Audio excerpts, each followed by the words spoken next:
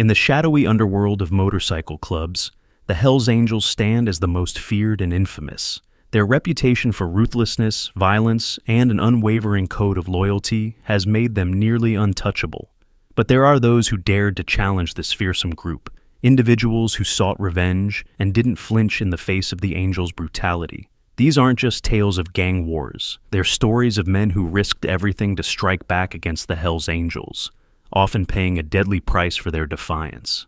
From the bloody streets of Quebec to the chaotic casino floors of Nevada, these dangerous figures took on the Hells Angels in battles that shook the very foundations of the biker world.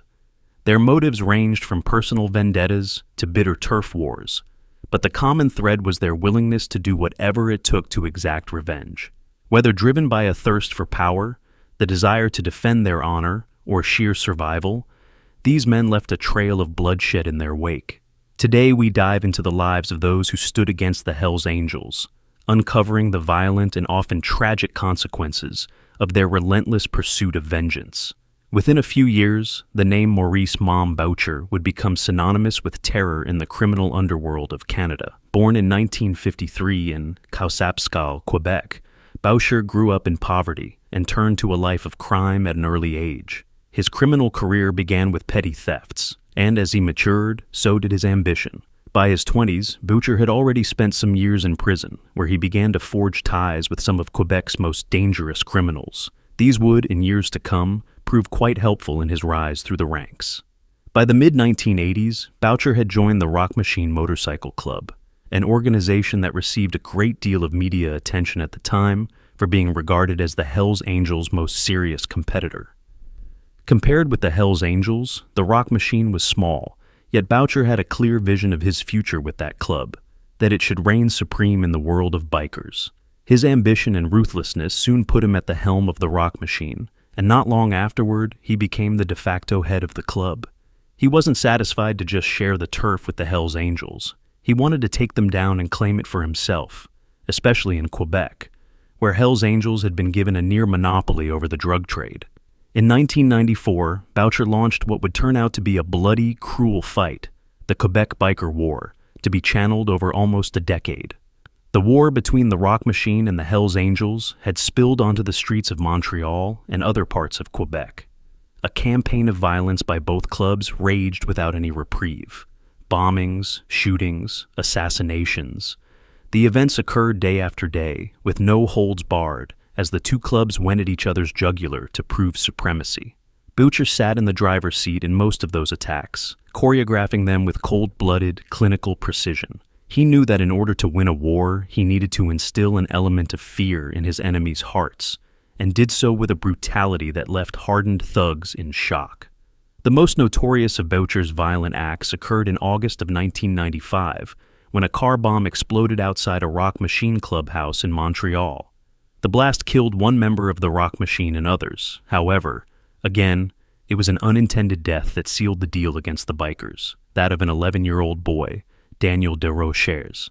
He had been walking by where the bomb would go off when it exploded. His death made people outraged everywhere and placed further pressure on the police to do something to stop the violence. The public outcry did not deter Boucher, who pressed on with his offensive against the Hells Angels.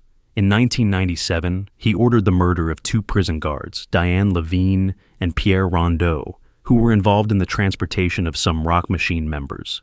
These were to be a warning to the authorities that whoever blocked Boucher's and his club's way would end like them. The murders of Levine and Rondeau were among the deciding factors in ending the Quebec Biker War eventually. It was also prompted by the public who, shocked and appalled by such violence up to that point, demanded action on the part of the government. The police mounted an all-out assault on both the Rock Machine and the Hells Angels, racking up dozens of arrests, drastically reducing the level of violence. But Boucher himself remained at large for several years. Good luck finally ran out on Boucher in 2000 when he was arrested for first-degree murder over the killing of Levine and Rondeau. His court case would turn into one of the most celebrated cases in Canadian history, with maximal press interest.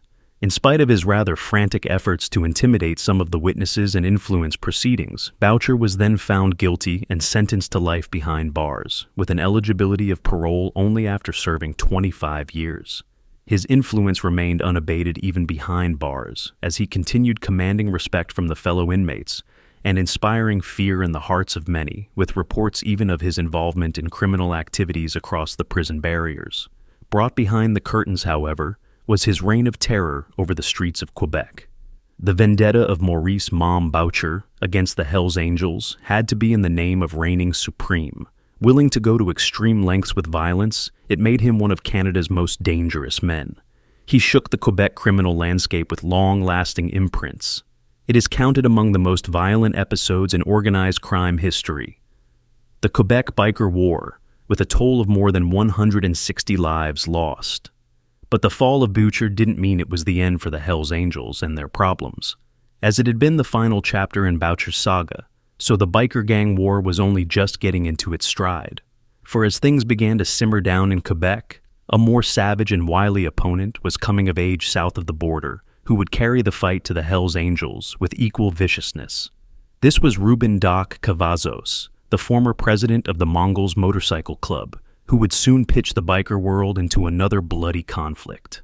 Ruben Doc Cavazos was a man whose metamorphosis from law enforcement officer to one of the most feared biker gang leaders in the United States does not pale into insignificance. Born and raised in Los Angeles, California, Cavazos initially seemed to be on a path toward a life of respectability. He had been a deputy with the Los Angeles County Sheriff's Department, a resume enhancement that generally connotes dedication to the enforcement of law. But beneath that badge he wore, Cavazos had designs that would send the former lawman careening down a far darker path. By the late 1990s, disillusioned with his life as a deputy, Cavazos found new meaning in the Mongols Motorcycle Club, a group that had been warring for years with the Hells Angels. The Mongols were founded in 1969 by a group of Hispanic Vietnam War vets who felt like outcasts from the predominantly white biker clubs, including the Hells Angels. Years later, the Mongols would grow in number and notoriety, becoming one of the nation's most powerful and violent outlaw motorcycle clubs. Cavazos rose rapidly through the ranks. Soon, his charisma and ruthlessness secured him the position of national president by 2002. By 2002, under Cavazos' leadership, the Mongols had broken out into years of tremendous growth and surging violence. He had a vision: to see the Mongols become the country's most feared, most respected motorcycle club, even if it would require going to war with the Hells Angels, beyond any doubt, the kings of the biker world. Cavazos wasn't going to be content with simply being allowed to coexist alongside them. He wanted to vie for the top spot head-on. It was an ambition that would set the scene for one of the bloodiest periods in outlaw motorcycle club history. The feud between the Mongols and the Hells Angels had never been too peaceful, but under Cavazos' reign, things came to a head. The most infamous confrontation between the two motorcycle clubs occurred during the Laughlin River Run in Nevada on April 27, 2002. What had been an annual event that drew thousands of bikers from around the country turned into a battleground with bloody results. 3 dead and dozens injured. The violence erupted inside Harrah's Laughlin Casino when members of the Hells Angels and Mongols crossed paths. What began as a beefy standoff evolved into a full-blown fight with knives, guns, and fists flying in every direction. Security cameras captured the whole scene, putting Cavazos and other Mongols squarely in the middle of the melee. The riot at the Laughlin River Run was a turning point in the war between the Mongols and the Hells Angels. The event received such media attention that it brought national focus onto the deadly feud, and the law enforcement agencies across the country began to cast a much closer look at both clubs. Cavazos, however, was unfazed. For him, this riot was an indication that the Mongols were ready to take on the Hells Angels, and he wanted to continue this campaign of his most aggressively. The relentless pursuit of power brought Cavazos enormous wealth, where estimates of his net worth are around $10 million during the height of his reign. He built an empire worth millions in drug trafficking, extortion, and other crimes. It was all this success that drew federal attention. In 2008, the Bureau of Alcohol, Tobacco, Firearms, and Explosives activated the Operation Black Rain undercover operation to dismantle the Mongols Motorcycle Club. The action was probably one of the deepest infiltrations of an outlaw motorcycle gang ever conducted on U.S. soil and resulted in an indictment against Cavazos, along with dozens of other members of the Mongols Motorcycle Club, in charges such as racketeering and murder.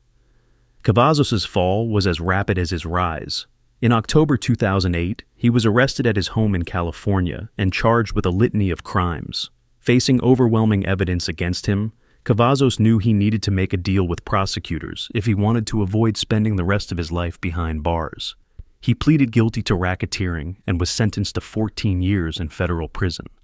The Mongols, meanwhile, were reeling from the loss of their leader and the federal crackdown that followed. The fall of Cavazos marked the end of an era for the Mongols Motorcycle Club. The club would limp along in existence, but it would never regain the muscle and influence it once held under his leadership.